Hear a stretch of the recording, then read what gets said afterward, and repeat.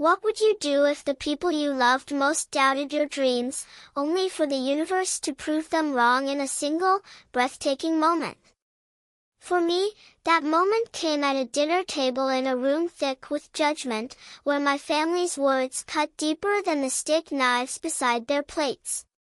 My name is Clara Evans, and this is the story of how one phone call changed everything. I was 28, a software engineer with a fire in my gut and a startup idea that kept me awake at night. My app, ConnectSphere, was designed to link small businesses with local freelancers in real-to-me, a bridge to empower the little guys in a world dominated by corporate giants. I'd poured 2 years of my life into it, maxed out my credit cards, and worked 18-hour days in a cramped apartment that smelled of instant noodles and ambition. But to my family, it was just Clara's little hobby. That night, I sat at my parents' polished mahogany dining table in their suburban Connecticut home, surrounded by relatives who'd gathered for my mother's 60th birthday. The air was heavy with the scent of roasted lamb and the weight of their expectations. My father, a retired accountant with a permanent frown, sat at the head of the table. My older sister, Laura, a corporate lawyer with a corner office, sipped her wine with a smugness that made my skin crawl.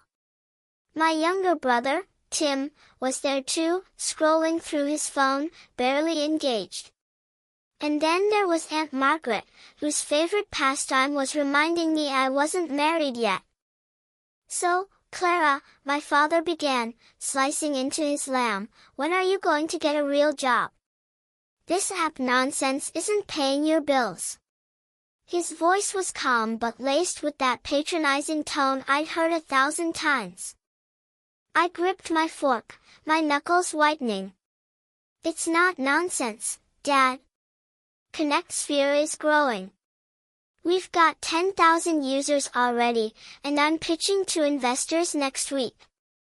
Laura snorted, setting her glass down. 10,000? Clara, that's pocket change. You're throwing your life away on a pipe dream. Why don't you just come work at my firm? They're hiring assistants. The table chuckled, and my face burned. Assistants. As if my degree from MIT and years of coding meant nothing. I opened my mouth to argue, but Aunt Margaret cut in. "You're not getting any younger, dear. You should be settling down, not chasing fantasies. Don't you want a family?" I stared at my plate, the mashed potatoes blurring as my eyes stung. I'd spent months preparing for this investor pitch, refining my code, perfecting my slides. I'd landed a meeting with Apex Ventures, a top-tier VC firm, but to my family, I was just a dreamer who'd lost her way. I wanted to scream, to tell them how I'd built something from nothing, how every line of code was a piece of my soul. But their words had already buried me. "Clara, you need to be realistic," my father said, his voice softer now, almost pitying. "You're not cut out for this startup world. It's a man's game, cutthroat, ruthless. You're too emotional." That word emotional hit like a slap. It wasn't just an insult, it was a dismissal of everything I was. I pushed my chair back, ready to leave, when Tim finally looked up from his phone. "Guys, lay off her," he said quietly. "She's trying, okay?" I shot him a grateful glance, but it wasn't enough to stop the ache in my chest. I excused myself, mumbling about needing air, and stepped onto the porch. The cool October night wrapped around me, and I leaned against the railing, fighting back tears. Was I fooling myself? Was ConnectSphere just a delusion? Then my phone buzzed in my pocket. I glanced at the screen, an unknown number. Probably a spam call. I almost ignored it, but something told me to answer. "Hello?" I said, my voice shaky. "Clara Evans?" The voice on the other end was crisp, professional. "This is David Lang from Apex Ventures. I hope I'm not catching you at a bad time." My heart stopped. Apex Ventures. The pitch wasn't until next week, but here was their managing partner calling me on a Saturday night. "No, not at all," I managed, my voice barely above a whisper. "I got your pitch deck early," he said. "Our team reviewed it, and we're impressed. Very impressed. Your user growth metrics are solid, and your vision for ConnectSphere bold. We'd like to move faster than planned. Are you free to discuss a $90 million Series A investment?" I froze, my breath catching in my throat. $90 million. The number was so absurd it didn't feel real. Yes, I'm free," I stammered, my mind racing. "Great," David said. "We see ConnectSphere as a game changer. We're prepared to lead the round, with terms we can finalize Monday.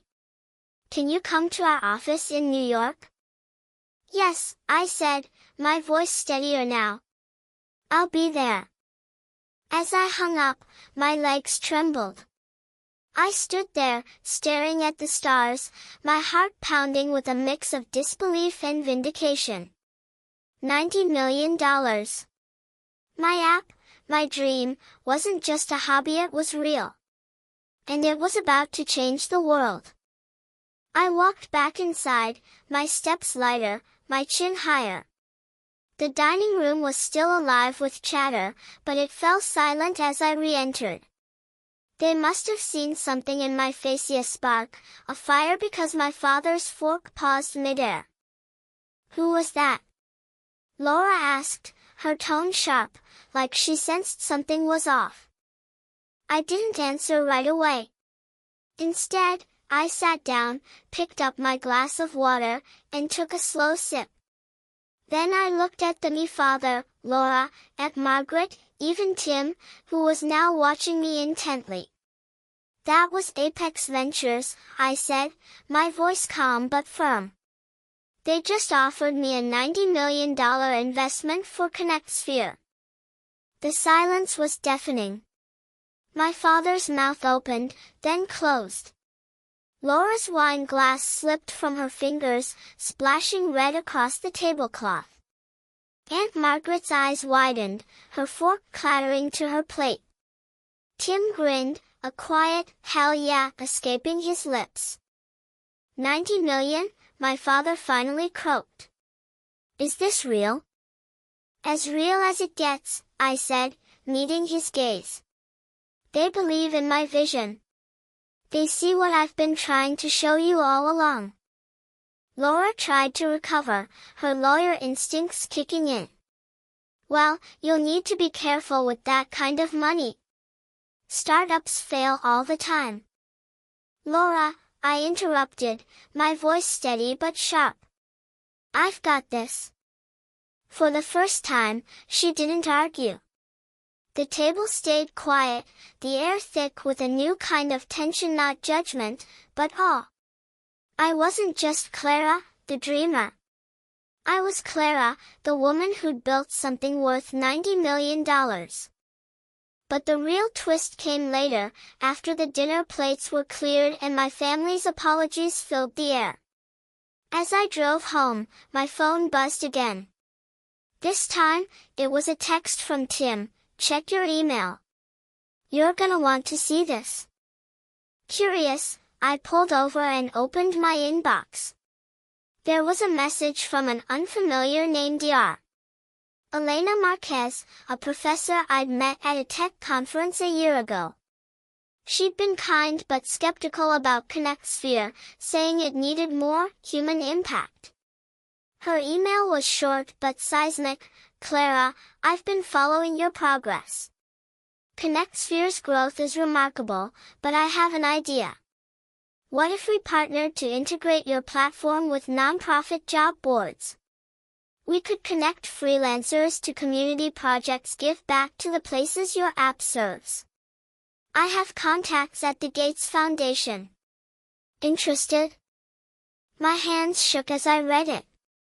This wasn't just about money anymore. It was about impact, about using my platform to lift others up. I replied instantly, let's talk tomorrow. That night, I didn't sleep. I lay in bed, staring at the ceiling, my mind spinning with possibilities. The $90 million was a victory, but Dr. Marquez's idea was a purpose. My family's doubts had stung, but they'd also fueled me. They'd shut me down at dinner, but that phone calendar, the one that followed, had silenced their doubts and amplified my dreams. Connect Sphere wasn't just my story anymore. It was the story of every small business owner, every freelancer, every community waiting for a chance to shine. And I was just getting started.